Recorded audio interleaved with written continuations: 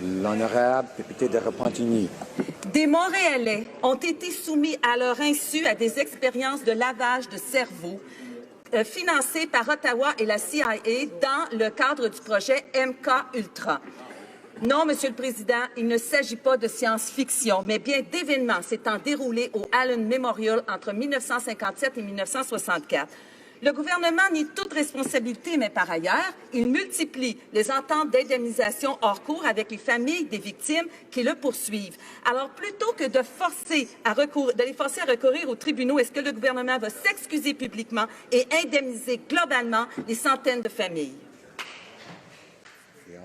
Secrétaire parlementaire de la ministre de la Santé. Monsieur le Président, bien sûr, nous avons beaucoup de sympathie pour ceux qui ont souffert de ce genre de pertes, mais nous faisons confiance au système de justice pénale qui devra gérer ce dossier comme il se doit. Nous allons continuer de surveiller de près les choses pour que l'indemnisation appropriée soit accordée.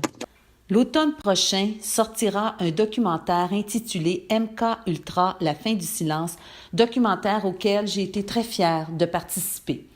Qu'est-ce que c'est que le programme MK Ultra? Eh bien, de 1957 à 1964, des patientes du Dr Cameron ont subi un lavage de cerveau, mais complètement à leur insu. Elles n'avaient jamais donné leur accord. Pourquoi je vous parle de ça? Eh bien, c'est parce qu'un citoyen de ma circonscription m'a interpellé. Sa mère avait goûté à la médecine du Dr Cameron. Sa mère n'a plus jamais été la même. Alors, je suis intervenue à la Chambre des communes en expliquant brièvement aux députés de quoi il était question et en leur disant « Non, il ne s'agit pas de science-fiction. Effectivement, Ottawa et la CIA, ensemble, ont financé des expériences de lavage de cerveau ici à Montréal. Le gouvernement nie toute responsabilité, mais en même temps, il fait des ententes d'indemnisation avec les familles des victimes qu'il poursuivent. » Après mon intervention, des collègues députés sont venus me voir en me disant « Mais Monique, de quoi parles-tu? » Alors, trop peu de gens connaissent l'existence de ce programme-là.